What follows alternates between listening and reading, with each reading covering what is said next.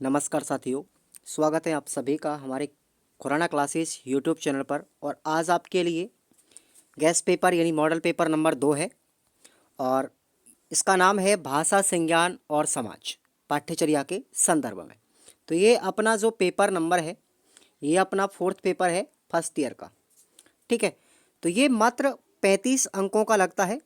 इसमें से आपको 14 नंबर लाना अनिवार्य है। ठीक है, इससे कम अगर आप लाओगे तो आपकी बैक लगेगी। ठीक है साथियों, तो ये आपको ध्यान रखना है।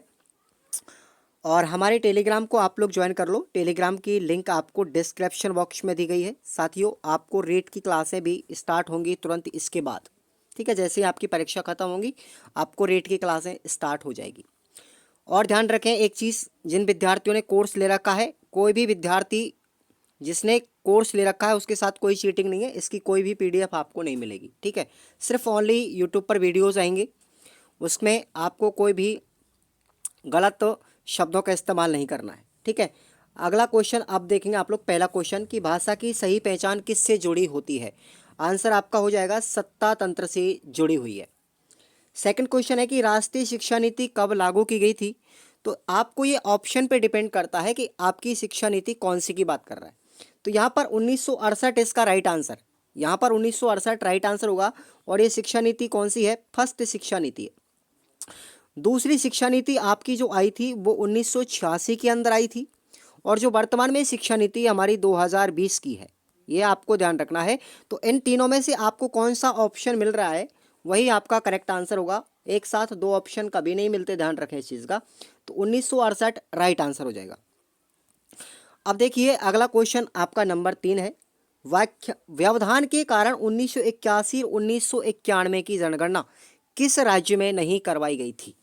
तो आपको याद रखना है 1981 की अगर बात करें, 1981 में असम राज्य में जनगणना नहीं हुई थी और 1991 के में जम्मू कश्मीर में जनगणना नहीं हुई थी। ये दो राज्य ऐसे हैं, 1981 की बात करें तो असम होगा और 1991 की बात करें तो जम्मू कश्मीर होगा। ठीक है, अब आपको क्वेश्चन कई बार पूछे गए हैं और आगे भी पूछे जाएंगे ये वाले। आपको ध्यान रखना है कि संविधान के 100वें संविधान संशोधन कब हुआ था? 2001 में। तथा 71वां संविधान संशोधन 1992 में किन किन भाषाओं को अनुसूचित भाषाओं में जोड़ा था? बहुत मोस्ट क्वेश्चन है साथियों। तो देखेंगे आप लोग, 100वें संविधान संशोधन की बात करें तो यहाँ पर 4 भाषाओं को जोड़ा गया था। कितनी भाषाएं? 4 भाषाएं हैं। इसकी ट्रिक मैं आपको बता रहा हूँ, आपको चुटकियों में याद हो जाएगी। बूढ़ी डोकरी की थाली में मेथी। बूढ़ी का मतलब बोडो भाषा, डोकरी, बूढ़ी डोकरी की थाली में मेथी तो डोगरी भाषा हो गई। थाली का मतलब संथाली हो गया और मेथी का मतलब मैथिली हो गया। समझ में आ गया ना? तो बूढ़ी डोकरी की थाली में मेथी यानी बोडो, डोगरी, मैथिली और संथाली, ये 4 भाषाएं 100वें संविधान संशोधन में जोड़ी गई थी साथियों। बात करें वही 71वें संविधान संशोधन में कितनी भाषाएं थी? ध्यान रखना, आपको 3 भाषाएं जोड़ी गई थी। और इसकी शानदार ट्रिक आपको मैं बता रहा हूँ, कॉमन। याद रखना ये कॉमन शब्द है, इसका मतलब यही, इसी में 3 भाषा है। कोंकणी, मणिपुरी और नेपाली। हो गया 3 भाषा, कोंकणी, मणिपुरी और नेपाली। ये 71वें संविधान संशोधन में जोड़ी गई थी। और मैं आपको बता दूं, हमारे मूल संविधान की अगर हम बात करें तो मूल संविधान में 14 भाषाएं थी। ठीक है, और वर्तमान में अगर बात करें तो संविधान में कितनी भाषाओं का उल्लेख है? 22 भाषाओं का उल्लेख है। ठीक है, और इन भाषाओं को हमारी कौन सी अनुसूची में जोड़ा गया है? 8वीं अनुसूची में जोड़ा गया है। ये भी आपको याद रखना है। क्वेश्चन अपना नंबर 5 यही है कि संविधान में भाषाओं को कौन सी अनुसूची में जोड़ा गया है? 8वीं अनुसूची में जोड़ा गया है। और जब 14 भाषाएं मूल थी हमारी, उस समय पर 15वें नंबर की भाषा अगर जोड़ी गई थी वो थी हमारी साथियों संस्कृत। कौन सी थी? संस्कृत। ठीक है, ये आपको ध्यान रखना है। उसके बाद 15वीं के बाद में यहाँ पर 16वीं, 17वीं, 18वीं, 19वीं, 20वीं, 21वीं और 22वीं। वर्तमान में 22 भाषाएं, मूल संविधान में 14 थी। इतना याद हो गया? चलिए, एक ही क्वेश्चन के साथ में छोटे छोटे कई क्वेश्चन ऐड हो सकते हैं। आपका 6वां क्वेश्चन है कि बांग्लादेश में भाषा आंदोलन का मुख्य कारण क्या था? समझ में आएगा पूरी तरीके से। पूर्वी पाकिस्तान के बंगला भाषी लोगों को लगता था कि उनकी भाषा को दबाया जा रहा है, उन पर उर्दू भाषा को जबरदस्ती थोपा जा रहा है, इसलिए बांग्लादेश में भाषा आंदोलन हुआ था। आ गया समझ में? आप लोग याद करना है इसको। 7वें नंबर का क्वेश्चन है कि भाषा का अस्तित्व किसके बिना संभव नहीं है। तो ध्यान रखेंगे, भाषा का अस्तित्व प्रतीकीकरण की क्षमता और उसके उपयोग के बिना संभव नहीं है। आ गया समझ में? नेक्स्ट क्वेश्चन अपना 8वां, भाषा की परिभाषा क्या है, भाषा की डेफिनेशन। ठीक है, तो भाषा उच्चारण अवयवों से उच्चारित स्वैच्छिक ध्वनि प्रतीकों की वह व्यवस्था है जिसके द्वारा समाज विशेष के लोग आपस में विचारों का आदान प्रदान करते हैं। वो क्या है? हमारी भाषा है। समझ में आया? नेक्स्ट अपना क्वेश्चन आता है 9वां, बहुभाषिकता का अर्थ स्पष्ट करते हुए बहुभाषिकता की प्रकृति का उल्लेख कीजिए। पॉइंट टू पॉइंट आपको लिखना है, अच्छी राइटिंग के साथ लिखना है ताकि एग्जामिनर को समझ में आना चाहिए। और एक चीज़ आपको याद रखनी है, कोई भी प्रश्न नहीं छोड़ना है, सभी प्रश्नों को अटेम्प्ट करना है और आपको उतना अच्छा लिखना है। अगर आपसे कोई भी प्रश्न नहीं आता है तो खाली मत छोड़िए, उसमें कुछ ना कुछ उस प्रश्न से संबंधित उत्तर में ज़रूर लेके आइए। एग्जामिनर यही चीज़ ढूंढता है कि बच्चा अगर कॉफ़ी खाली छोड़ के चला गया तो मैं नंबर किस में दूंगा, इसलिए पेज को कभी खाली मत छोड़ो। ठीक है, लिख करके जरूर जाए उस प्रश्न से संबंधित। तो आइए हम बहुभाषिकता के अर्थ की बात करते हैं। बहुभाषिकता भारत की एक विशिष्ट स्थिति है। बहुभाषिकता का अभिप्राय ऐसी स्थिति से है जिसमें बच्चों के परिवेश में एक से अधिक भाषाएं बोली जाती हैं। भारत के नगरों में ऐसी स्थितियां सामान्यतः देखने को मिल जाती हैं। बहुभाषिकता की अगर हम नेचर की बात करें, प्रकृति की बात करें साथियों, तो बहुभाषिकता और विभिन्नता मानव अस्तित्व का एक पार्ट है, एक भाग है। भाषा को अर्जित करने की शक्ति आंतरिक होती है। प्रत्येक बालक में यह शक्ति जन्म के समय से प्राप्त होती है, लेकिन जब वह अन्य लोगों के संपर्क में आता है और उनके साथ अंतःक्रिया करता है तो उसमें बहुभाषिकता और भाषा की विभिन्नता के गुण विकसित हो जाते हैं। बेबनेशाइट के अनुसार, ठीक है, वास्तव में भाषा के माध्यम से ही व्यक्ति अपने आप को एक विषय के रूप में स्थापित करता है, क्योंकि भाषा ही व्यक्ति के अहम को वास्तविकता में प्रकट करती है। आइए, तो अथवा में आपको एक प्रश्न और देखना है। अथवा में प्रश्न है कि बहुभाषिकता विद्यार्थियों के लिए वरदान है या अभिशाप, इसको स्पष्ट करो। तो ये प्रश्न आपको खुद पढ़ के जाना है। प्रश्न मैं बता रहा हूँ, हालांकि मैं यहाँ पर इतने एक ही मॉडल पेपर में इतना सारा लेंथी नहीं बना सकता इसको, तो थोड़ा सा आप इन प्रश्नों को टच करके जाएंगे, सीरीज में आपको मिलेंगे। क्वेश्चन नंबर 10 है कि भाषा के भंडार की वृद्धि का कारण हमारे धार्मिक क्रियाकलाप, तीर्थ स्थान है।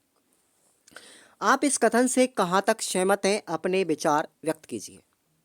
तो सुनिए आप लोग, यह सत्य है कि भाषा के शब्द भंडार में वृद्धि का एक कारण धर्म और धार्मिक क्रियाकलाप है। धार्मिक कारणों से भाषा का प्रसार, उसके शब्द भंडार में वृद्धि होती है। जैसे संस्कृत को आप लोग देख लीजिए, संस्कृत को आप लोग देख लीजिए, एक व्यास जी होते हैं, संस्कृत में कोई श्लोक बोलता है तो वो संस्कृत का प्रसार कर रहा है, भाषा में वृद्धि कर रहा है। ठीक है ना। भारत धर्म प्राण देश है। धार्मिक दृष्टि से हमारे कृत्य यज्ञ, यानी हमारे द्वारा किए गए यज्ञ, पूजन, संसार, सभी कार्य संस्कृत में संपन्न होते हैं। भारत में सभी धर्मों के तीर्थ स्थान है, मंदिर है, मस्जिद है, चारों दिशाओं में बने हुए। शंकराचार्य जी ने भारत की चारों दिशाओं में पवित्र धाम की स्थापना भी की थी। आपको ध्यान हो तो शंकराचार्य जी ने मठों की स्थापना की। जब यात्री चारों दिशाओं में जाता है तो विभिन्न भाषा भाषियों से उसका संपर्क होता है।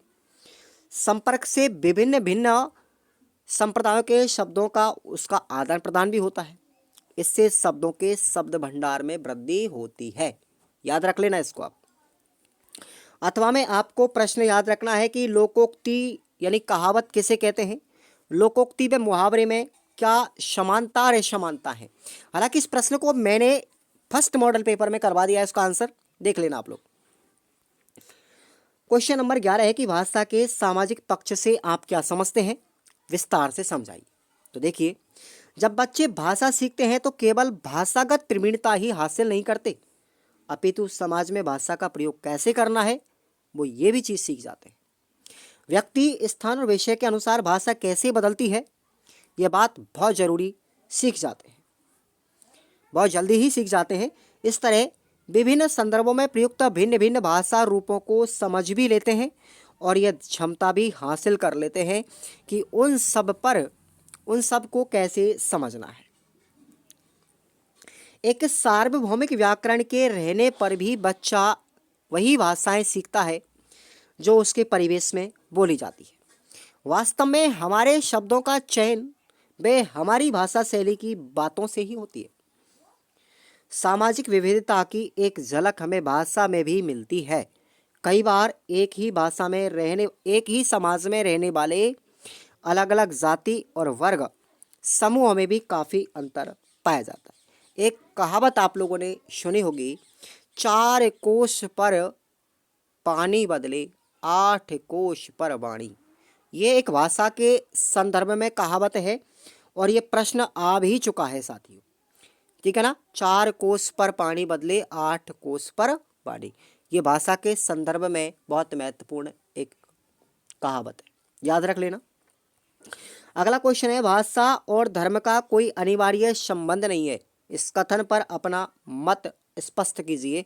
तो ये प्रश्न आपको अथवा में दे रहा हूं, आप लोग याद करना। क्वेश्चन नंबर 12 है, बोली की परिभाषा लिखते हुए बोली और भाषा में अंतर स्पष्ट कीजिए। अब आपको लगता होगा कि बोली और भाषा एक है, नहीं भैया, अलग अलग है। तो सबसे पहले हम बोली की परिभाषा देखो। बोली किसी भाषा के एक ऐसे सीमित क्षेत्रीय रूप को कहते हैं जो ध्वनि, वाक्य गठन, अर्थ, शब्द समूह तथा मुहावरे आदि की दृष्टि से उस भाषा के परिनिष्ठित तथा अन्य क्षेत्रीय रूपों से अलग होती है। वो क्या कहलाती है? बोली कहलाती है।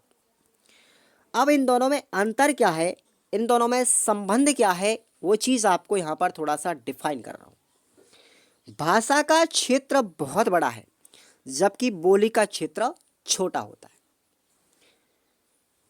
अब आप लोग एग्जाम्पल के लिए देखो, मान के चलते हो मेरा क्षेत्र करौली है, ठीक है ना, तो यहाँ पर जगरोटी बोली बोली जाती है, हिंदी खड़ी बोली। जबकि अगर भाषा की बात करें तो मेरे यहाँ पर भाषा कौन सी है, कौन सी भाषा है? राजस्थानी भाषा है, अपभ्रंश से टूटी हुई भाषा है। तो कहने का मतलब है कि भाषा का क्षेत्र बड़ा है, बोली छोटे क्षेत्र के लिए सीमित होती है, ठीक है ना। अगला अंतर क्या होगा? भाषा के अंतर्गत कई बोलियां बोली जाती है, भाषा बोली के अंतर्गत नहीं आती। अब आप लोग समझे, बोली भाषा से ही उत्पन्न होती है, भाषा और बोली में माँ बेटी का संबंध है। इसका मतलब ये हुआ कि भाषा से क्या उत्पन्न होती है? बोली उत्पन्न होती है। अब यहाँ पर एक मैं आपको समुच्चय दे रहा हूँ, गणित की शैली में थोड़ा समझने की कोशिश कीजिए आप कि भाई हमारा ये पूरा भारत है, ये पूरा भारत है। भारत हमारी मान के चलतो एक भाषा हो गई, भारत क्या है? भाषा। और इसके अंदर यहाँ पर ये राजस्थान है, तो राजस्थान को मैंने क्या मान लिया बताओ? यहाँ पर मैंने बोली मान लिया, ठीक है, बोली मैंने राजस्थान को मान लिया। तो अब ये अंतर समझ में आ गया कि भाषा के अंदर क्या है? बोली है, न कि बोली के अंदर भाषा। समझ में आया? और इनमें अंतर क्या है कि भारत हमारी माता है, भारत हमारी माँ है, और बोली हमारी क्या है? भारत माँ की बेटी है, भाषा की बेटी है। अब तो समझ में आ गया होगा ना, क्लियर। चलो अगला अंतर है, बोली का प्रयोग साधारण बोलचाल में और लोक साहित्य सृजन में करते हैं, जबकि भाषा का तो परिनिष्ठित रूप होता है और ये तो हमेशा साहित्य, शिक्षा और शासन संबंधी कार्यों के व्यवहार में उपयोग की जाती है ना। जनसाधारण के द्वारा बोली जाने वाली भाषा वो क्या है? हमारी बोली है। जब उसे व्याकरणिक दृष्टि से, व्याकरणिक कसौटियों से परिमार्जित यानी शुद्ध कर दिया जाए तो वो क्या बन जाती है? भाषा बन जाती है। आ गया समझ में? नेक्स्ट अपना क्वेश्चन है अथवा में बहुभाषिकता की विशेषताओं का उल्लेख कीजिए।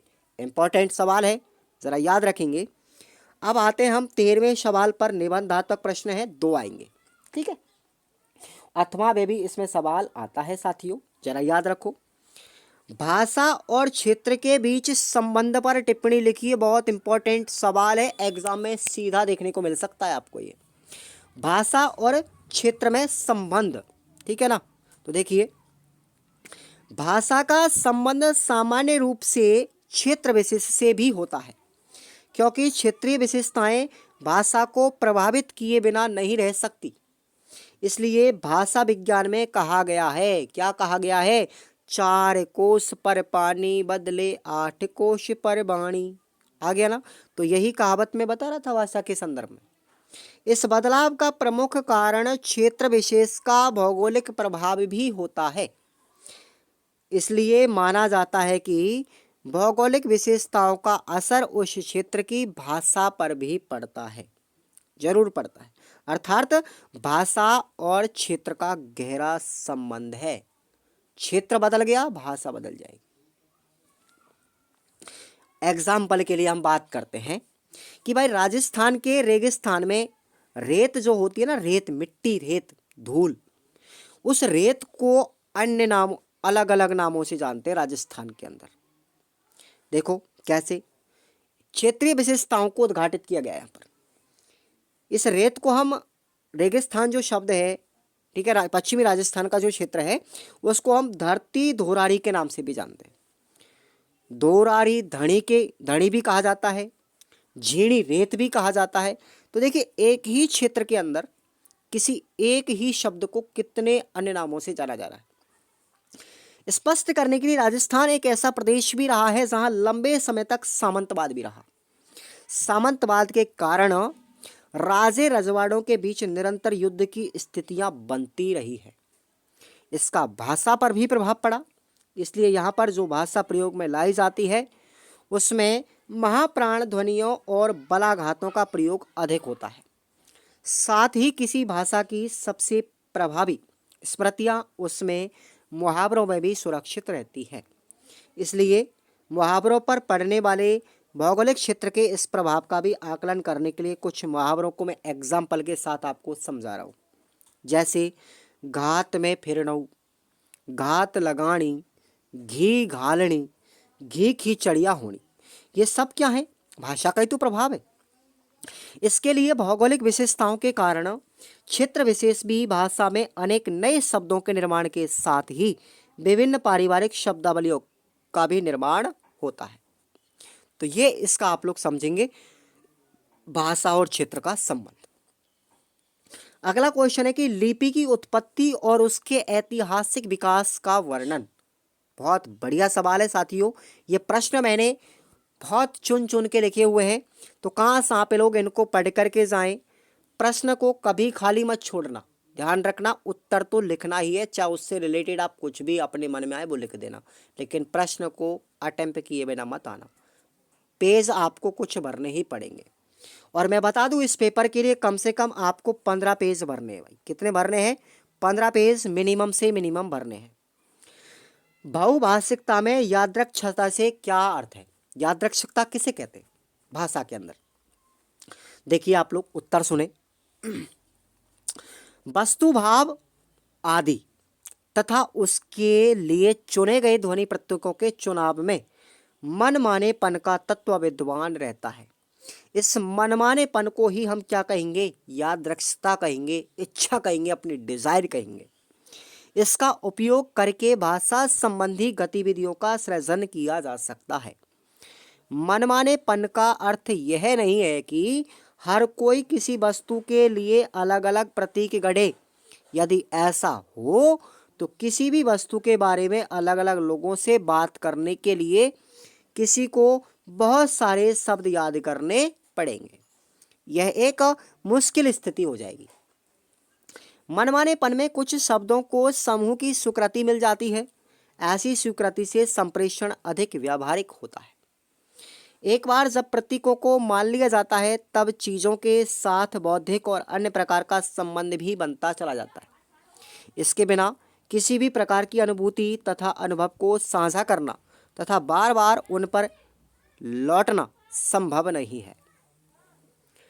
इंसान द्वारा भाषा को रच सकने का महत्व इस पृष्ठभूमि में अधिक बढ़ जाता है जब यह कहा जाता है कि भाषा का सृजन दैवीय घटना है। जब इस तथ्य को समझ लिया जाएगा कि भाषा रच सकने की तथा सीखने की एक क्षमता प्राकृतिक है तथा प्रत्येक बालक उपयोग कर सकता है, तब कक्षाओं में भाषा रचने की गतिविधियों के शिक्षकों को मजबूत वैचारिक आधार मिल जाएगा। आपको लास्ट अंतिम प्रश्न आपको मैं बता रहा हूँ अथवा में वाक्य की परिभाषा लिखिए। किन किन आधारों पर वाक्यों के भेद किए जा सकते हैं?